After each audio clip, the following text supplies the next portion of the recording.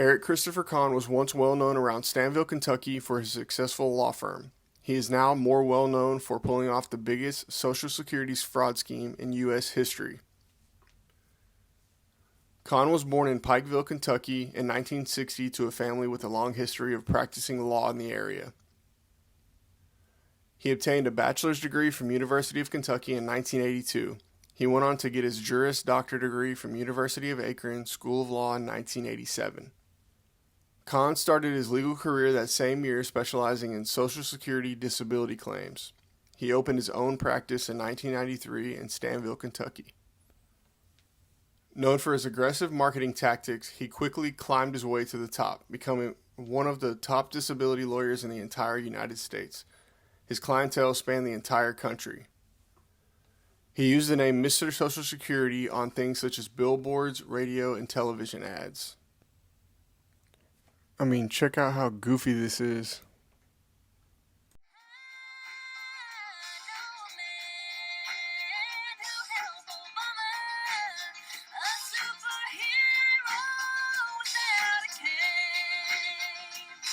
His name's Eric C Conn, a self-made lawyer.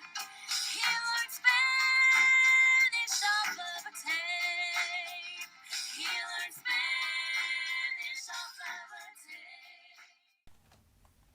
When Eric started becoming financially successful, he started making trips out of the country around once a month.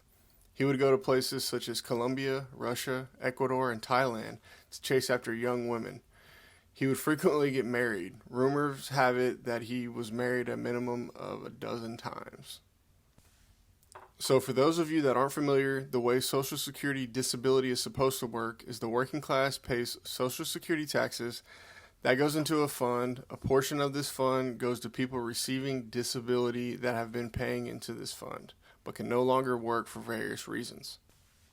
There is a backlog of hundreds of thousands of cases. When filing a disability claim, the majority of claims are usually initially denied. At that point, you can appeal the decision, which seems like a must-do to have the chance at getting disability. The time from an appeal submittal to the time someone could get an actual hearing to see the judge was on average around 18 months. Eric Conn would tell clients he could get them a yes or no decision within 30 days, which was absolutely unheard of. So what Eric Conn was doing was scheming with a local judge named Judge Doherty. Judge Doherty would get a hold of all of Eric Conn's cases and basically give them an approval for disability without even assessing the case. He was taking cases that were assigned to other judges that were Conn's cases and overriding the decision to grant them approval for disability. He was bypassing even having a hearing. Two women that worked at the county court office where this was taking place with Judge Doherty started catching on to this shady behavior and started trying to get local newspapers and TV stations to run a story on it to make this news public. No one would touch it. They tried this for years. Judge Doherty was very well connected in the community. A reporter from the Wall Street Journal got connected with these women and agreed to run a story on this. After running the story and with allegations being made, the Inspector General decided to open an investigation. They got the go-ahead to seize computers and interview everyone at Eric Conn's office. When word got out, Judge Doherty all of a sudden retired. What a coincidence. The chief administrative law judge, which was Judge Doherty's boss, agreed to meet with the investigators. He played it cool and acted oblivious to the whole scheme. During this time, with an ongoing investigation, you are not supposed to discard of any documents, but the court office did not abide by this. They bought shredders and started shredding documents. They got super paranoid, installed soundproof doors, removed all backup memory from all the computers, and deleted any emails from 2005 to 2011. Judge Doherty started trying to get a hold of Eric, but Eric wouldn't return any of his calls. Eric stated that he was scared of the judge at this point for some reason. At the law office, they took any documents that had Doherty's name on them and set them ablaze in a big fire behind his law office. With all this going on, his mom, who also helped manage the law office, left and quit working for them. The agents were able to get permission to get access to documents at the Social Security Administration. They saw a pattern. On Judge Doherty's documents, it seemed the information had just been copy and pasted over and over as for the reasoning why they were approving the Social Security money. They started looking into Doherty's bank statements and were looking at cash deposits that he had been receiving. $3,000 here, $5,000 there, $60,000 there. After an interview with a former employee from the Conn law firm, the agents knew they finally had a case. They held a Senate hearing. During this hearing, 2 employees for Eric Conn and the 2 women from the courthouse gave insight on the wrongdoing they knew was going on. The employees told the court about the crook doctors that Eric Conn was using. One of the doctors was then questioned at the hearing. The main crooked doctor was questioned about how he deemed every single patient that he evaluated as disabled.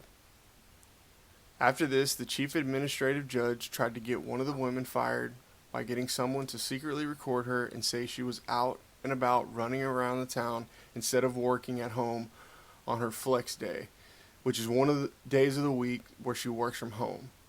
It was all a lie. During that hearing, Eric showed up, but Doherty failed to make an appearance. During this time, Judge Doherty was found actively trying to delete himself. After this hearing, Eric Conn left the country to Ecuador for an entire year. There he found what I read was his 16th wife. I couldn't find concrete information on this, but I read from multiple sources that he just had a ton of wives over his lifetime. When he came back to the U.S., he had a campaign of "I'm back," and he thought he was untouchable. The U.S. attorneys in Kentucky, for some reason, backed off and decided not to prosecute Eric Conn at this time. It seemed like he might come out unscathed. It was implied that he had dirt on the attorneys or something like that. The case had started in 2011, and by this time, it was 2015. Time was running out as this case had a statute of limitations on it. The Inspector General knew they needed to act fast. They were counting on the fact that Conn was sending money to Doherty, but they had to prove that this was for fraudulent purposes. They were having trouble finding a witness that could say without a doubt that they saw Eric give Doherty cash, and they really needed this to prove it. One of his employees was with Eric and Judge Doherty when money was exchanged, so they were banking on this to put the nail in the coffin. While all this was going on, the Social Security Administration decided to cut off benefits to every single SSA recipient that was represented by Eric Conn to gain their approval for Social Security benefits. This happened in the blink of an eye. They never gave these people a chance. Instead of sending these folks to a legitimate doctor to get properly assessed, this is the unfortunate path that the government chose to take. This put a lot of people that were actually eligible for SSA in a serious financial bind. This resulted in multiple people taking their own lives after their benefits got cut off. In 2016, they were months out from the statute of limitations, and they finally got indictments on Eric, Judge Doherty, and Dr. Adkins. They arrested Eric and held him for the FBI. Soon after, they arrested Judge Doherty and Dr. Adkins also. Conn bonded out on a $1.25 million bond. He was on house arrest and had an ankle monitor. Conn came forward to try to strike a plea deal. He started singing like a canary and breaking everything down to them. He said he didn't want his mom to have to go through a trial. He started placing blame on Judge Doherty and basically said that he started this whole entire thing. He revealed that Doherty demanded $500 per case that he approved. This, of course, made him start approving more cases when Eric agreed to this. Judge Doherty ultimately agreed to serve 4 years in prison and pay $93 million in restitution. Judge Doherty ended up dying in prison a couple months before his prison release. Eric agreed to 12 years in prison and $106 million in restitution, but little did the authorities know he had other plans. Dr. Adkins decided to go to trial. This is probably one of the dumbest things he could have done. He sat in the courtroom and admitted that some of the documents he signed stating that people qualified for disability were incorrect and that some of the people he diagnosed were not disabled. Dr. Adkins ended up getting convicted on all charges. He was sentenced to 25 years and fined $93 million. When he got locked up in jail, he made an attempt to end his own life and was resuscitated. As for Eric, the day before he was supposed to go to prison, he cut off his ankle monitor and went on the run. He had planned this out for roughly 3 months ahead of time. The authorities were concerned that he was headed overseas, and there were rumors that he would be headed to Cuba because there is no extradition there. This basically would mean if he made it there that they could not extradite him or bring him back to the U.S. to prosecute him. Once the FBI realized he took off, the search was on. Eric was so egotistic, he reached out to his lawyer and stated that he would surrender, but there were 3 conditions. That he would have to surrender to FBI Special Agent Amy Hess, he would get a lesser sentence than Judge Doherty, and they would stop using an unflattering photo of him in the media. He even sent a picture that he would prefer them to use. This was pretty ridiculous, and I'm not sure why he even brought this up because he did not follow through with it. He started using multiple different aliases, trying to keep the authorities off his back. Eric made it down to Mexico. He claims he asked the gentleman if he could borrow his dog. The guy said he would let him borrow it if he gave him $5. Eric planned to use this as a distraction when walking across the border to Guatemala. Who knows if this is actually true, though. Based on credit card transactions, the FBI traced his location further down south to Honduras and started closing in on him. During this time, Honduras was in civil unrest due to the citizens believing that the presidential election was rigged. Citizens and police were killed during this time of protest. Eric was sending emails to the journalist that was covering his story. My thoughts are because he was arrogant and thought he was too good to get caught. Well, that was a mistake. He eventually gave up his IP address on accident, and the authorities were getting even closer, but still hadn't caught up to him yet. Eric kept moving further down south and was trying to make it to Nicaragua. If he were to make it there, the U.S. would be screwed in trying to catch him as they have no extradition back to the U.S. He tried to get across the Nicaraguan border, but did not have enough money to pay off the police as they were suspicious of his Mexican passport, so he stayed in Honduras. The FBI got intel that he was craving Italian food. I'm assuming they got this info from emails he was sending to the journalist.